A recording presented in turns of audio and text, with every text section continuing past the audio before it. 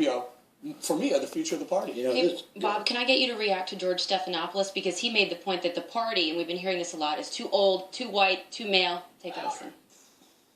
Give me your bottom line on the Republicans now. We talked about the soul searching. What do they do next? Soul searching, perhaps civil war. You got to look at this party right now. They have won the popular vote only once since 1988 in the presidential race. And it was probably best summed up by Al Cardenas, the head of the American Conservative Union. He said the party is too old, too white, and too male.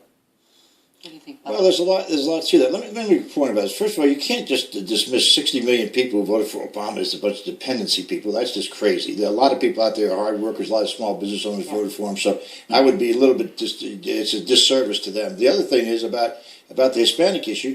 If Ronald Reagan was the last Republican to have a comprehensive immigration reform policy, and it worked, and George Bush was the one who could talk to Hispanics, and it worked. But you all now are letting that party be run by a bunch of yahoos who talk their mouth off, Rush Limbaugh, and the rest of these people who don't want to build the big How fences. does Rush run the Republican Party? Just curious. Because he talks about big fences and keeping all these So he's a illegals. radio host. He's not running the GOP. He's not running the right. He's not. Hold on, you're Dana, what do you making think fun of he does. Stephanopoulos' comment? Well, I think that in some ways you could look back to 2004 when the Democrats lost, and they had the same. You could play probably a same clip from somebody asking them, "What are the Democrats going to do? They lost so badly." And then President Bush actually increases majority and increases seats in the House and the Senate. And there was, oh my gosh, the GOP enjoying majority. Now the Republicans go through it. Parties cycle. But I do think that this cycle is where the Republicans are reaching bottom, and they've got to figure out a way to broaden it out. And I do think he talked about a civil war. That's always the talking point after a loss. There's civil wars in the Democratic Party, too, among the far left. There's and the about to be moderates one as well. when you have the Democratic primary for But when 2016. we could alter our policies to take into account the new demographics, the problem you've got is you've got 72%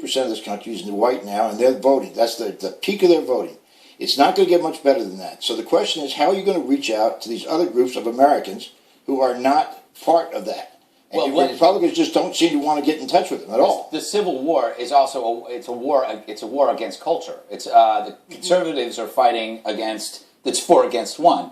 You got the media, Yes, you got I know academia, you got entertainment, you got liberals. Yeah, you're used to this. So the fact that the Republicans were able to get half of the country to vote against all those odds, to me, is pretty interesting. The next goal for them is to infiltrate. Can I make one quick point also? When you have John Boehner, when you have Mitch McConnell, when you have Mitt Romney talking about immigration and immigration reform, it doesn't hold the water, the credibility, when a Marco Rubio or Ted Cruz or a Susana Martinez does it, who probably has a better background and a better basis for making comments on it. So that's why I think It's not a question of that, comments, it's a question